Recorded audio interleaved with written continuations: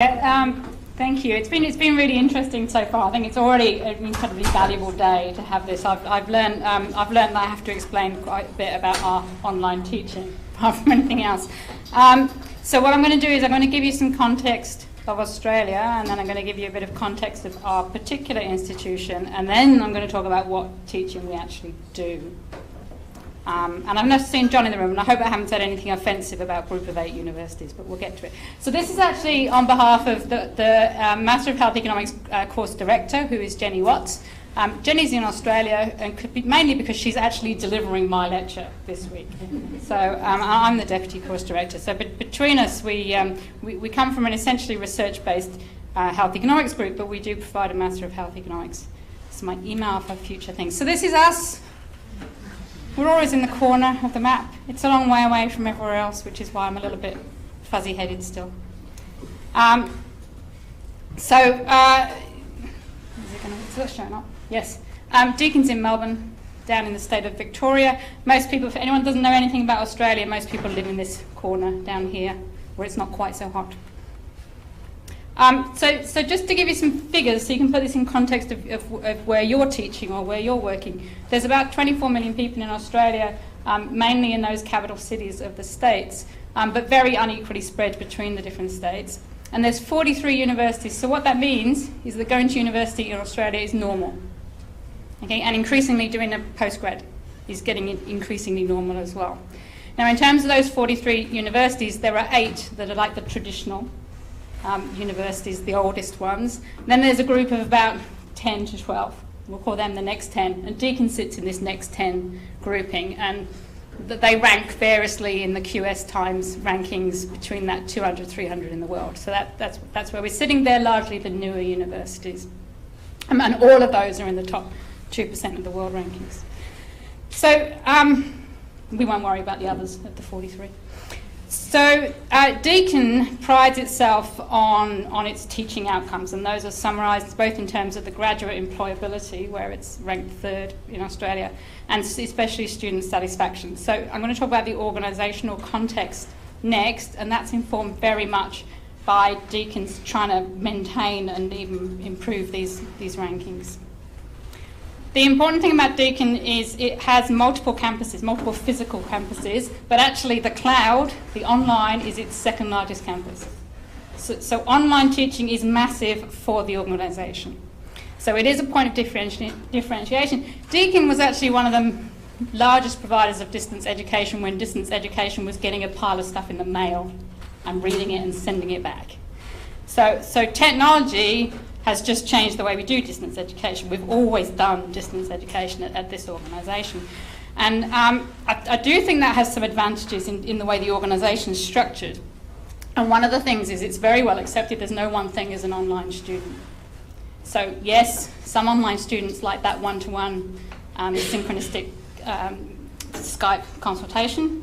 Others never engage in that. They want to do everything at their own time and pace. And so you have to structure your online education in a way that will equally address all of those students. You can't preferentialise certain student types by the way you're delivering your materials.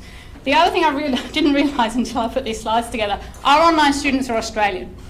If you want to study as an international student in Australia for visa reasons, you have to be on campus. So our online students are Australian students, and actually a lot of them are in Melbourne. They just can't get to the campus. So yes, some of them are on a sheep farm in the middle of Queensland, but actually most of them are in Melbourne or Sydney, or they're based somewhere urban. So I will try and get the technology to work. But the one thing I want to say about distance education is there is one critical factor, and that is organisational support. So the reason Deakin's online education works well is because everything's structured and supported for it to work well.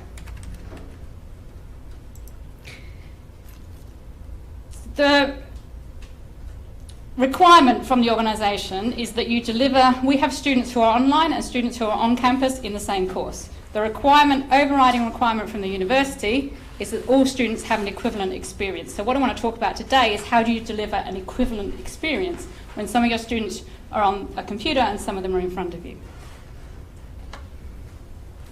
The brief answer to that is that you make everyone online.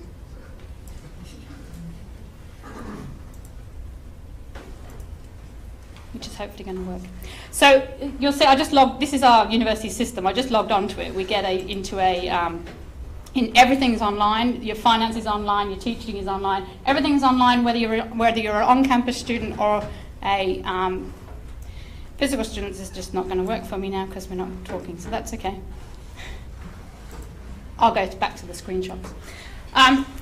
As well as having a single platform for absolutely everything, including the teaching, we also have a network of testing centres. So being online does not restrict you from setting exams. Wherever those students are in Australia, they are near a testing centre that they can go and sit with, and they have exactly the same test conditions as they do if they were taking the exam on campus. We also, and I do think you have to not underplay this, we have a research support. We have something called CRADLE, because everything has to have a trendy acronym. We have a university-based research unit that is researching education. So this is about, it's research, it's all assessment, not just online assessment, but especially digital learning. I'll give you some screenshots instead now. So here's our Cloud Deacon site. Every student logs on through their mobile phone usually, but they end up with a list of courses down the side. You click into that course, and then you have tabs across the top, a nice picture of me going, hello, welcome to the course. Your resources, which include all of the videos of the lectures. Your discussion boards, we've talked about discussion boards a lot now. So they're your discussion boards. Yes, we use these a lot. Some of them are used for real-time conversations, but mostly they're for asynchronistic conversations. Your assessments, or everything gets filed in here, whether you're on campus or online. You file your assessments online through this system. And then you have a group of, there are more facilities in here. For example, one of my, in this comparative health systems course, their group work each has an allocated, it's called a locker, but it's an allocated space where they can dump all the resources for their bit of group work, and they can see it, but nobody else can.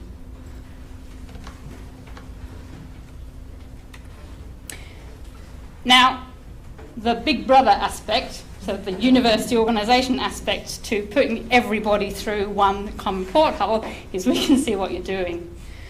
And this is really useful for teaching. People have said before about the important thing about engagement. So let's think of it nicely. We can use this to support our students, make sure they've seen the materials, make sure they've logged in. In reality, we can use this to prove that when they get failed, they never logged in, or if they did log in, they logged in right at the end of the course and they clicked through every single material very quickly.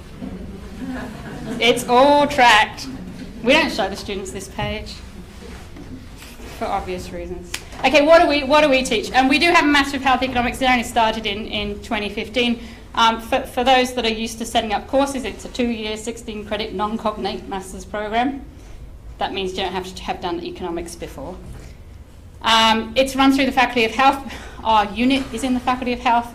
We believe that is the natural place for us. It's not the natural place for every health economics unit, so it does very much flavour how we approach health economics. It started with 16 students in 2015 and 35 last year. We have 2 intakes a year, so I can't give you this year because some of them are starting this week.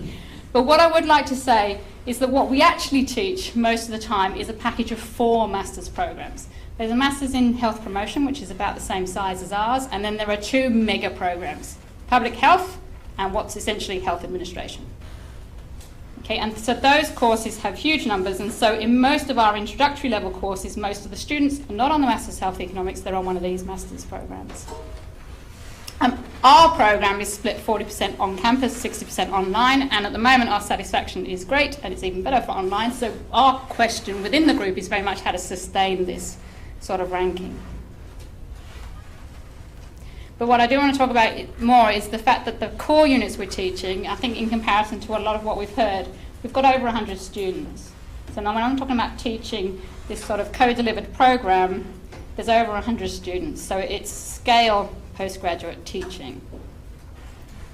Now, those different units have a mixture of assessment. What we do try to do over anyone's experience is that they have a mixture of assessment in the units they're taking. So not every unit they take has an exam, not every unit they take has group work, because we all know some students hate exams, some hate written work, some are useless at group work. So we try to give a spread of assessment across all of the units, and I'd like to reflect back earlier to whoever was talking about graduate learning outcomes earlier on, that again across all units we're addressing all 8, we've got 8, all 8 of the graduate learning outcomes. So how do we do our equivalent experience? This is not perfect, it's all a work in progress, and we are learning and reflecting all the time. Self-reflection, as Florian was saying, is something that students are not necessarily good at, and I don't think academics are particularly good at it either. We do have to keep working on this. Similar to the UK, Australia has a training program for new academics, so most of our academics have at least been exposed to words like pedagogy and know vaguely what they're talking about when they get to the stage of why you might not want to set those assessments for those objectives, but you know.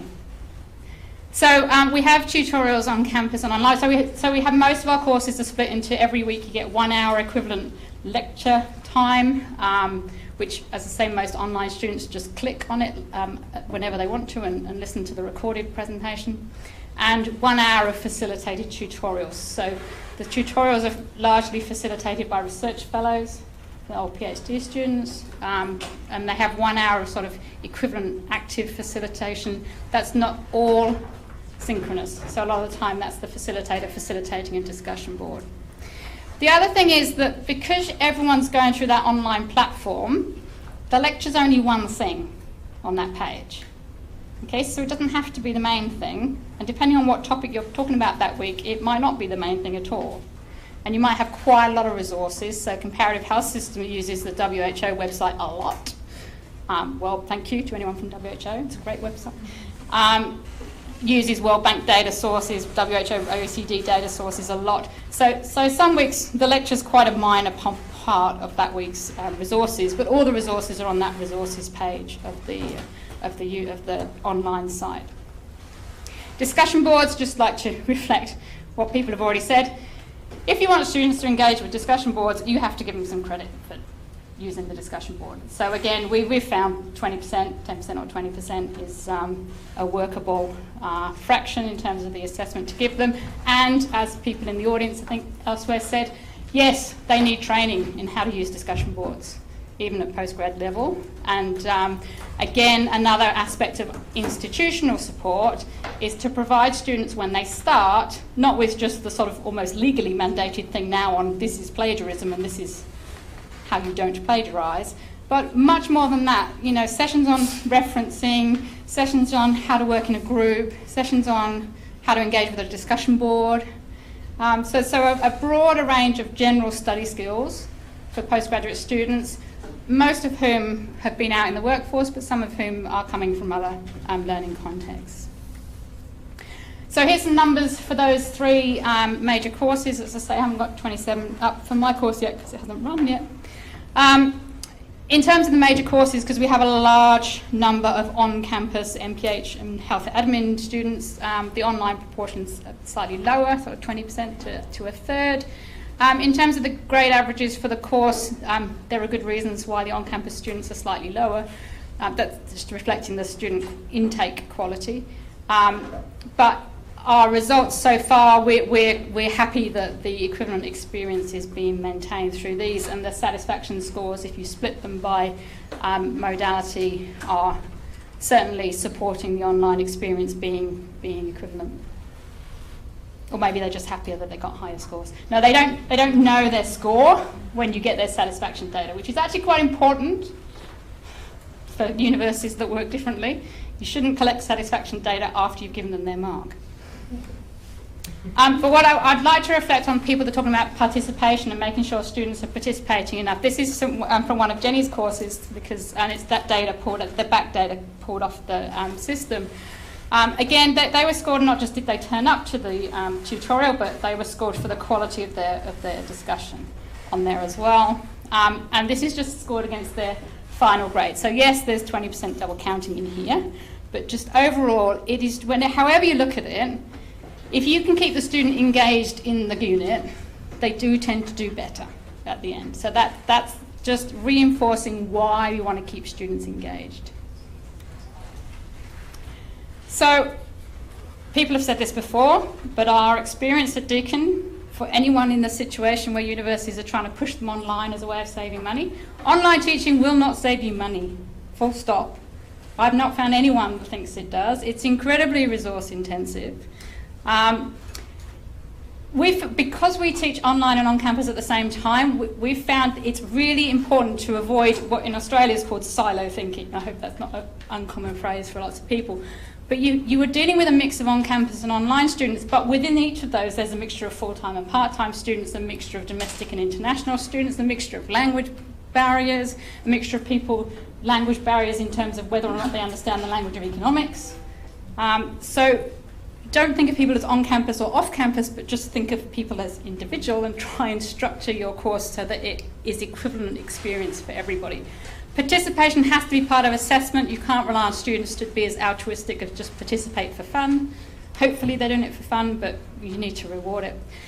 And finally, the hardest reflection for academics is that when everything's online, you need to make your package of resources the most appropriate and relevant for that topic. And it may well be your lecture's not the most important thing anymore. So give them a variety of resources. We're doing postgraduate training here.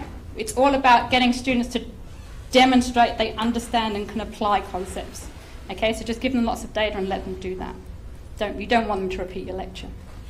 So that's it from me. Thank you very much.